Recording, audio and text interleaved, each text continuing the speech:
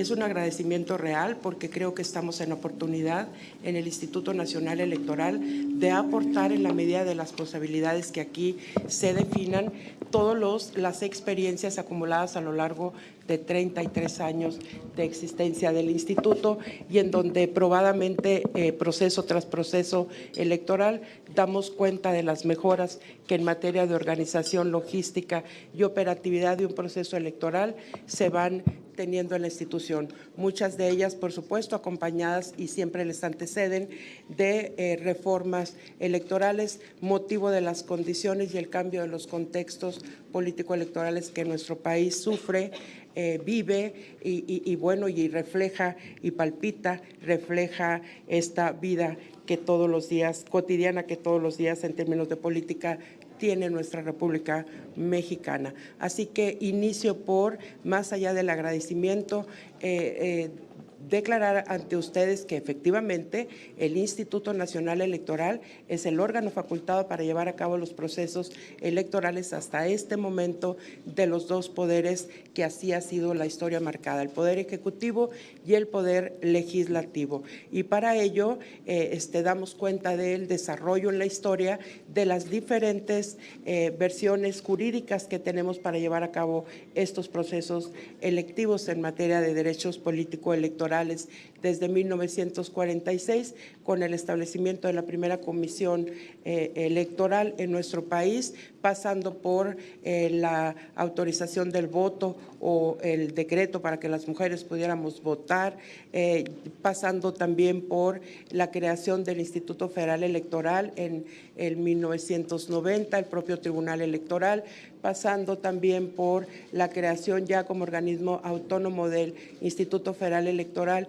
y de la propia Sala Superior y todo lo que tiene que ver con el Tribunal Electoral del Poder Judicial, hasta llegar a las últimas reformas que han ido actualizando esta manera de llevar a cabo los procesos electorales en nuestro país. Y me detengo en la del 2014, porque la del 2014 une y crea al Sistema Nacional Electoral en México y une las responsabilidades federales con las locales, cuando le denominamos organismos públicos locales, para poder coordinadamente llevar a cabo los procesos electorales en nuestro país y que todo mundo, todo ciudadano mexicano que cuenta con una credencial para votar con fotografía y que está en la lista nominal, por tanto, tenga la misma posibilidad de emitir su voto desde Baja California Sur hasta Yucatán de la misma manera y en las mismas condiciones. Me detengo en la del 2014 porque refleja fielmente cómo atribuciones dadas desde el Poder Ejecutivo al Instituto Nacional Electoral lo obligan a modificarse al interior, a generar nuevas reglamentaciones, a generar nuevas circunstancias, capacitaciones y demás, autoprotegerse y autofortalecerse para poder darle salida a las atribuciones desde aquí, desde este Poder Legislativo entregadas al Instituto Nacional Electoral. Y así, en esta misma historia rapidísima, porque además estoy en la casa donde se hacen las leyes, que les vamos a contar. Ustedes son los hacedores de estas reformas.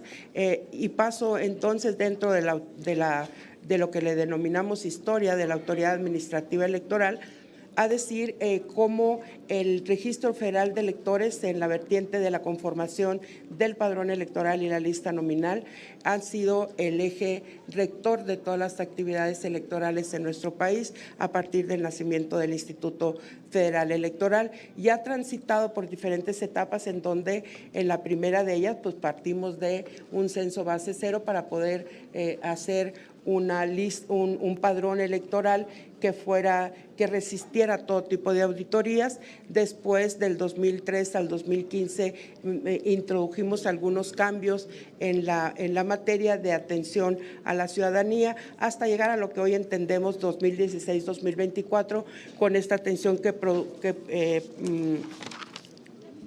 realizamos en los módulos de atención ciudadana.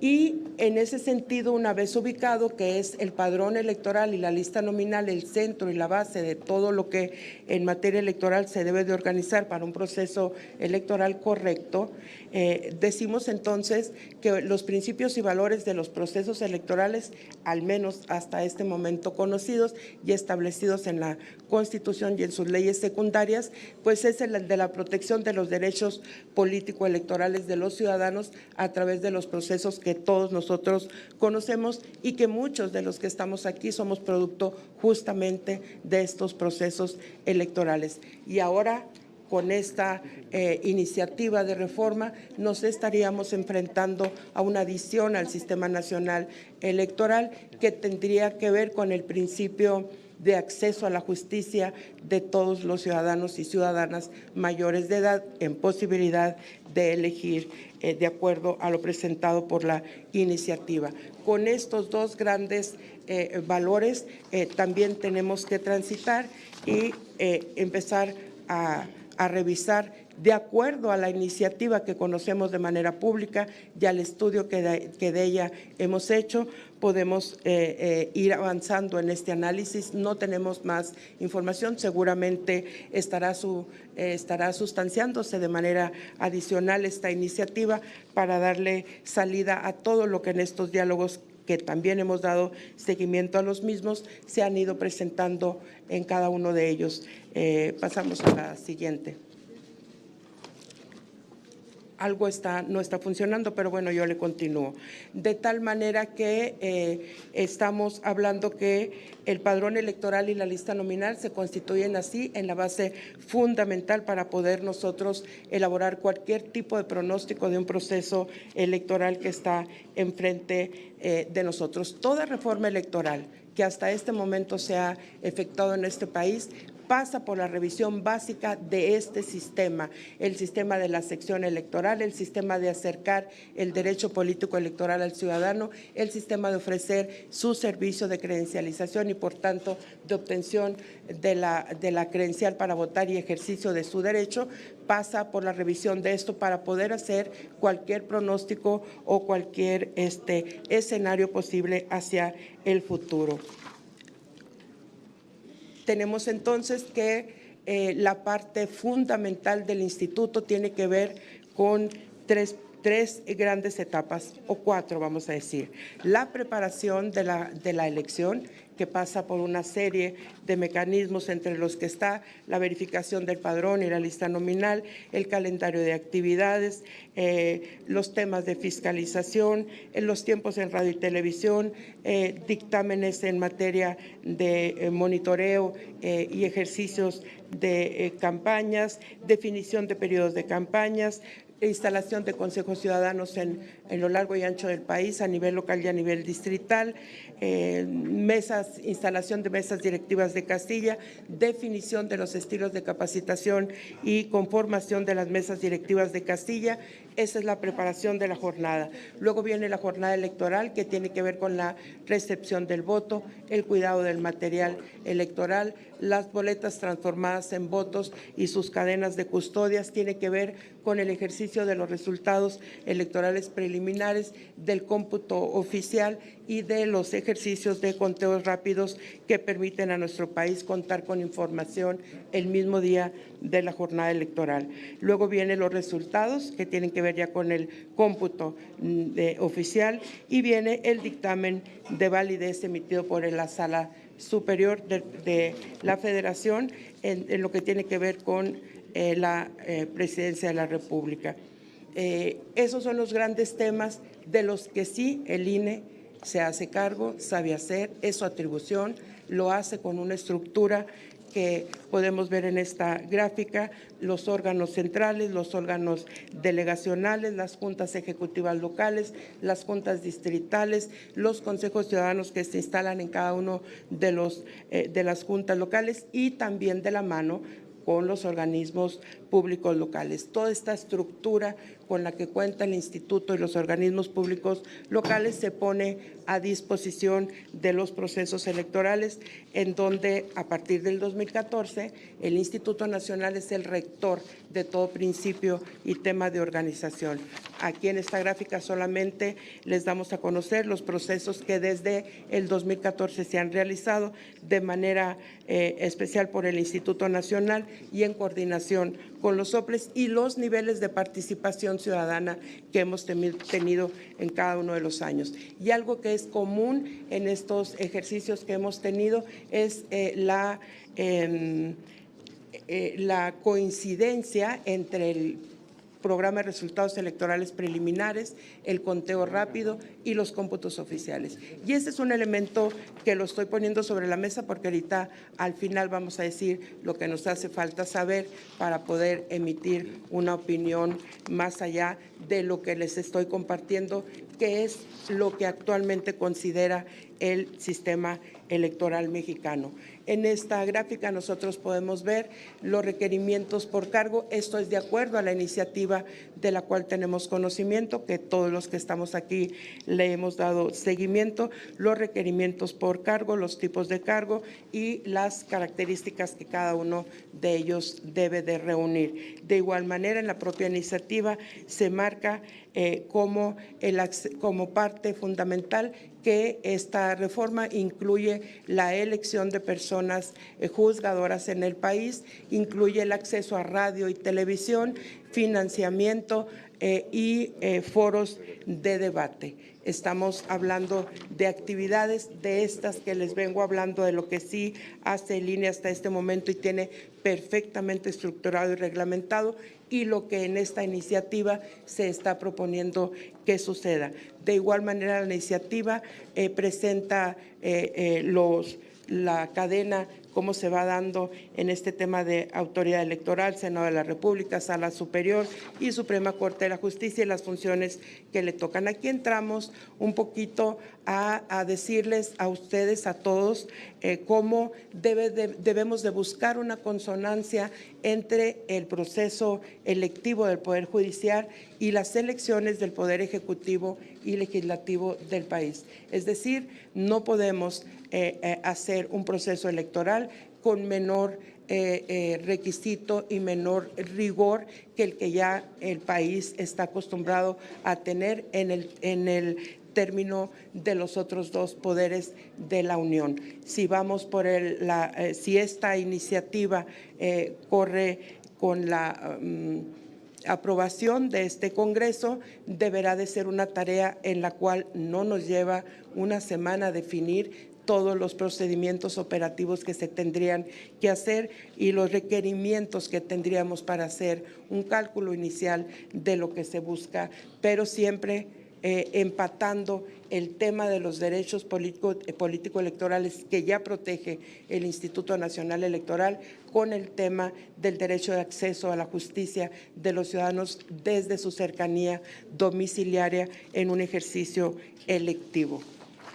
Y eso creo que en esta gráfica que estamos viendo, que quedará aquí en la mesa con el presidente, podemos ver la diferencia que existe entre lo que ya tiene perfectamente organizado el Instituto Nacional Electoral y lo que nos faltaría por empatar. Por eso hablamos de consonancia entre un proceso electoral y el otro. Y ahí partimos de la base de algo que es fundamental, la definición del marco geográfico sobre el cual se tendría que trabajar un posible proceso electivo del Poder Judicial de la Federación. Porque hablar del marco geográfico es hablar del marco en términos del Poder Judicial de jurisdicción, en términos del poder Ejecutivo y Legislativo, de representatividad política en el país. Es decir, cómo tendríamos que ir buscando que estos ejercicios pudieran tener el mismo nivel, rigor, efectividad y confianza ciudadana en campo cuando se lleve a su implementación en caso de ser aprobada esta iniciativa.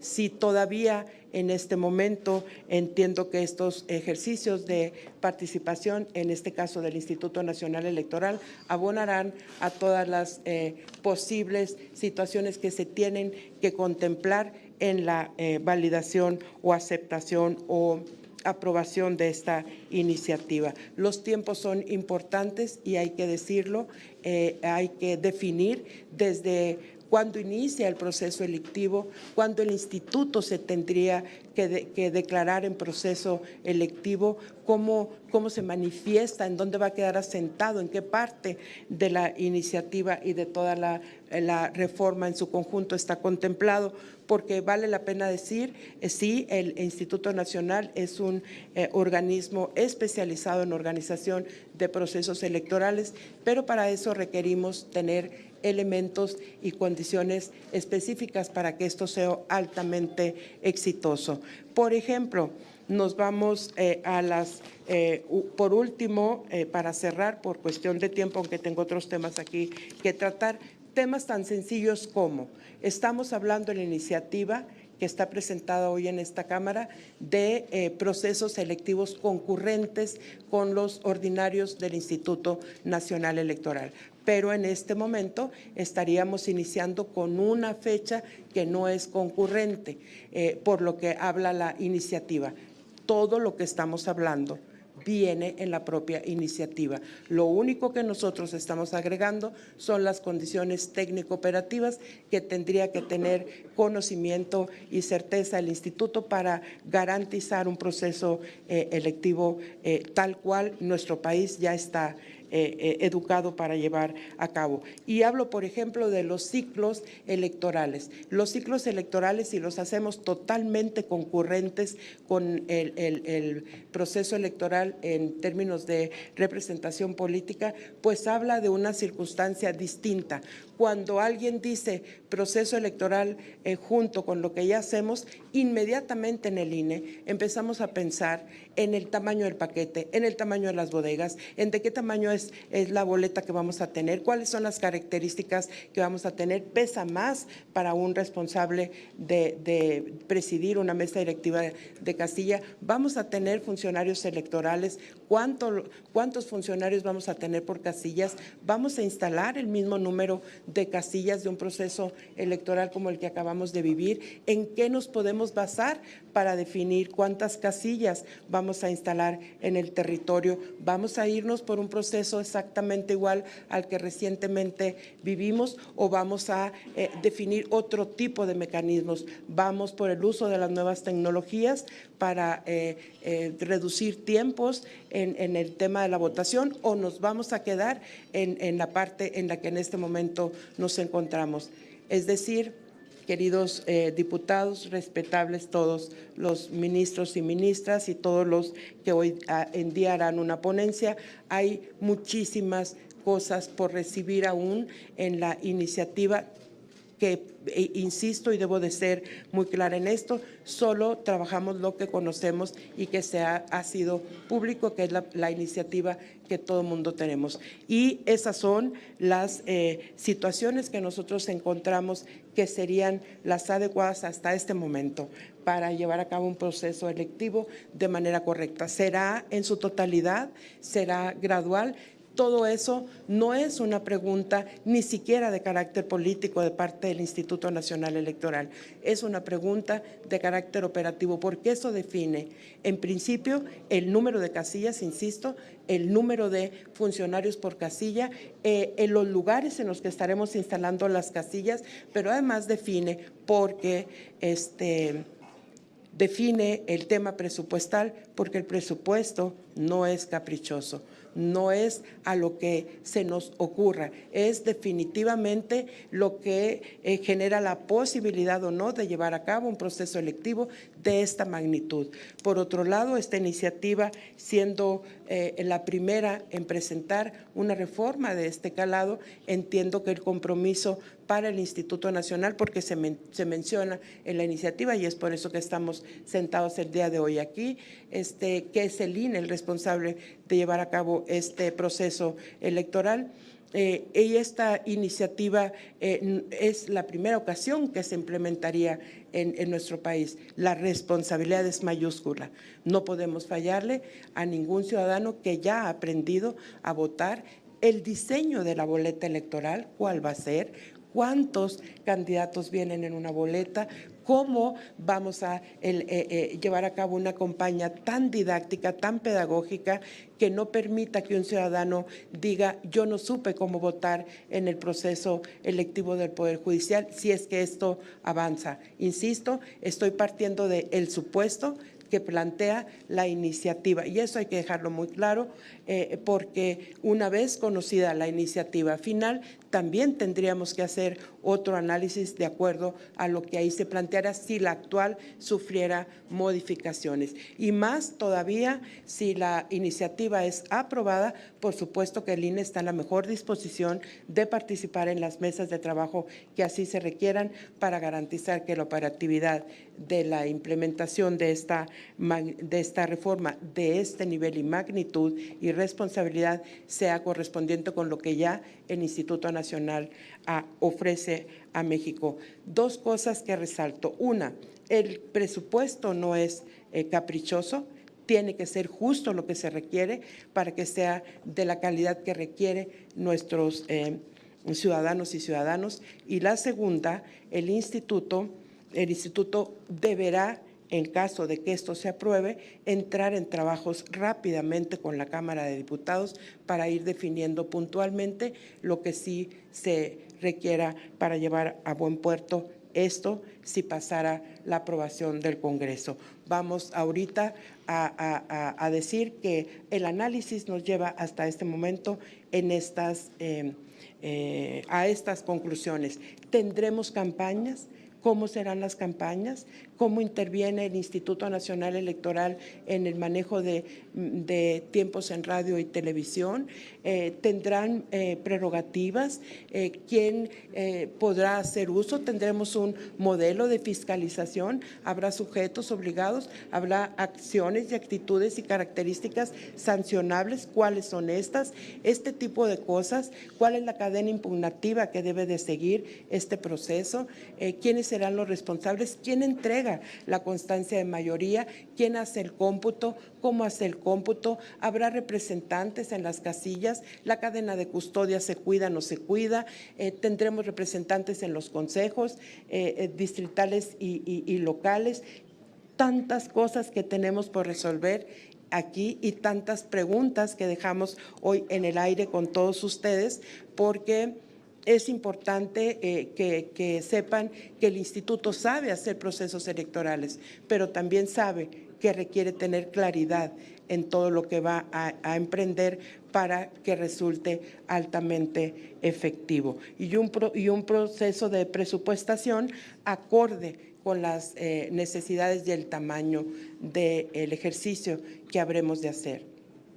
Creo que esas son las preguntas que tenemos en el aire. Otra que se me viene es, ¿tendremos capacitadores electorales? ¿Habrá un proceso de insaculación para los funcionarios de casilla? Estaremos si el ejercicio es concurrente al 100% con el que lleva actualmente el Instituto Nacional, necesariamente se tienen que agregar espacios en nuestras bodegas, necesariamente se tienen que contemplar paquetes electorales más grandes. El papel que va a utilizarse para emisión de boletas en este proceso, si se aprueba la iniciativa, es seguridad, es un papel diferente, tendremos que manejar las mismas urnas.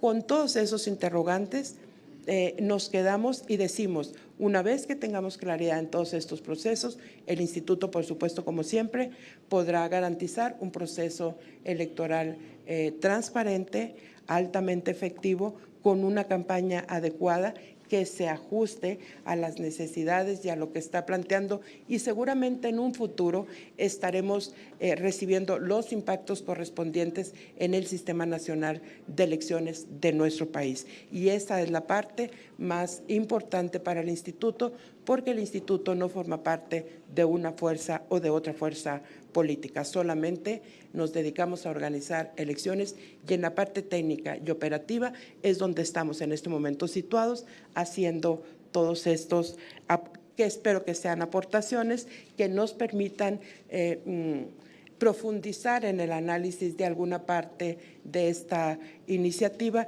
y que nos considere los tiempos suficientes. ¿Cuánto tiempo dura una campaña? ¿Por qué dura eso? ¿Cómo nosotros vamos a iniciar el proceso? ¿Cuándo se cierra? Ese tipo, ¿cuánto tiempo tenemos para hacer el cómputo? El cómputo se hace en la casilla y después en la oficina distrital. Estas cosas que sí hacemos en el proceso electoral para el poder ejecutivo y legislativo, como entonces las trasladamos al proceso electivo del Poder Judicial.